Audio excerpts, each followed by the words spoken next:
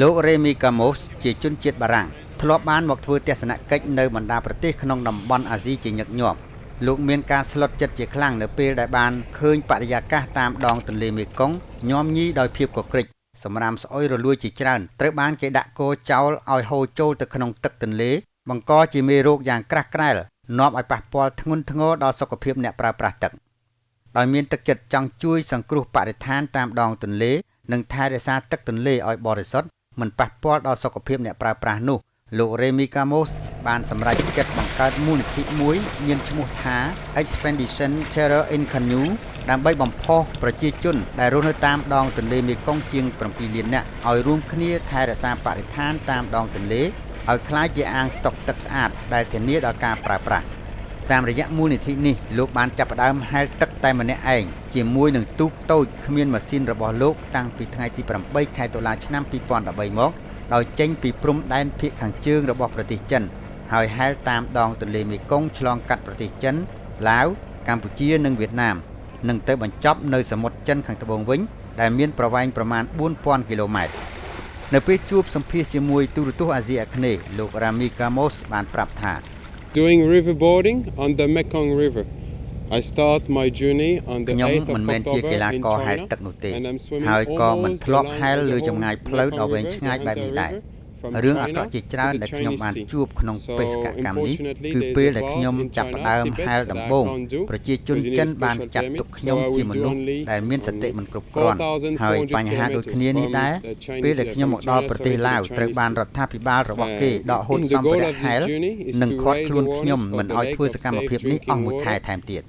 ទោះជាបែបនេះក្តីខ្ញុំពិតជាមានមោទនភាពបំផុតដែលបានចាប់ផ្ដើមធ្វើសកម្មភាពមនុស្សធម៌សង្គ្រោះសុខុមាលភាពមនុស្សជាង7លាននាក់តាមដងទន្លេមេគង្គមុនគេខណៈដែលមិនមានអ្នកណាធ្វើបែបនេះ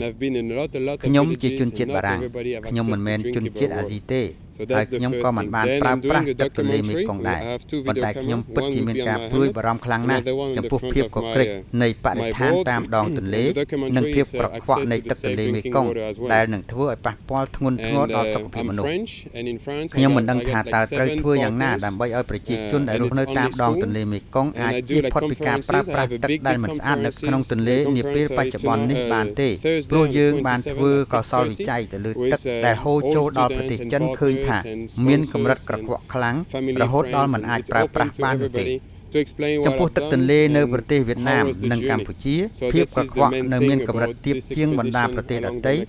ពោលគឺអាចប្រើប្រាស់បានប៉ុន្តែវានឹងបង្កឲ្យប្រជាជនមានជំងឺដង្កាត់ផ្សេងជាច្រើនគេចមិនផុតឡើយ